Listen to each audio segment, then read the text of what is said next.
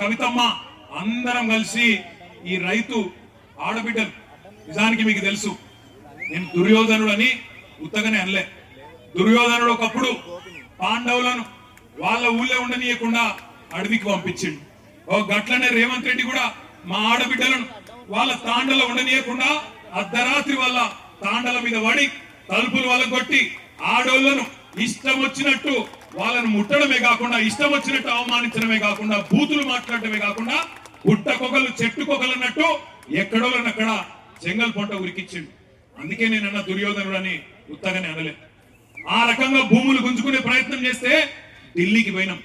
ఢిల్లీకి పోయి అక్కడ మా ఆడబిడ్డలు గర్జించినారు.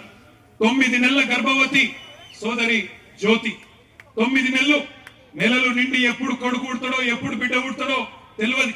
మేము అన్నం వద్దు బిడ్డ నువ్వు ఉండు, నీకు వైద్య సాయం కావాలి, డాక్టర్ కావాలి, ఎప్పుడేమైతుందో నువ్వు ఉండు బిడ్డ ఇక్కడనే ఉండు అంటే లేదన్నా నా భర్తను జైల్లో పెట్టిండ్రు నేను వస్తా అని చెప్పి ఢిల్లీకి వచ్చింది. ఢిల్లీకి వచ్చి శివంగిలాగా ఒక సింహం పిల్లలకు గర్జించింది మన లగచర్ల జ్యోతి. ఇక్కడే ఉన్నది మన కిష్టిబాయి, అట్లే మా దేవి, మా సోనిబాయి, వీళ్ళందరూ కూడా ఆ రోజు ఢిల్లీకి వచ్చి వాళ్ళ బాధను అక్కడ హ్యూమన్ రైట్స్ కమిషన్ ముందు, షెడ్యూల్డ్ కమిషన్ ముందు, షెడ్యూల్డ్ కాస్ట్ కమిషన్ ముందు, షెడ్యూల్డ్ ట్రైబ్ కమిషన్ ముందు, అందరి ముందు ఢిల్లీలో పెద్దల ముందు చెప్పడం జరిగింది.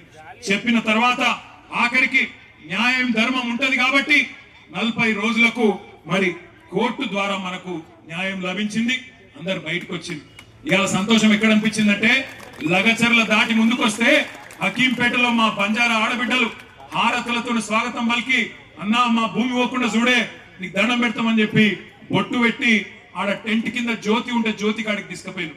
ఏ జ్యోతి అయితే ఆనాడు 8-9